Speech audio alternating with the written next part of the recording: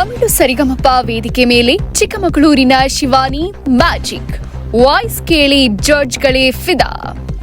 ಸರಿಗಮಪ little champ season 19ರಲ್ಲಿ runner up ಆದ ಶಿವಾನಿ ಈಗ ಜಿ ತಮಿಳಿನ ಸರಿಗಮಪ ಸೀಸನ್ 5ರಲ್ಲಿ ಅವಕಾಶ ಪಡೆದಿದ್ದಾರೆ. ತಮಿಳು ಹಾಡೊಂದನ್ನ ಸುಮಧುರವಾಗಿ ಹಾಡಿದ ಅವರ ಪ್ರದರ್ಶನ ಜಡ್ಜ್ಗಳನ್ನ ಮೆಚ್ಚಿಸಿದೆ. ಶಿವಾನಿ ಅವರ ಯಶಸ್ಸು ಕನ್ನಡಿಗರಿಗೆ ಹೆಮ್ಮೆಯ ವಿಷಯ.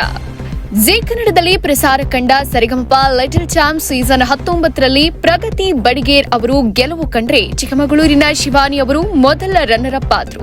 ಈ ಮೂಲಕ ಅವರು ಕನ್ನಡಿಗರಿಂದ ಮೆಚ್ಚುಗೆ ಪಡೆದ್ರು. ಈಗ ಅವರಿಗೆ ಜಿ ತಮಿಳಲ್ಲಿ ಪ್ರಸಾರ ಕಾಣಲಿರುವ ಸರಿಗಮಪ ಸೀಸನ್ 5ರಲ್ಲಿ ಅವಕಾಶ ದೊರೆತಿದೆ.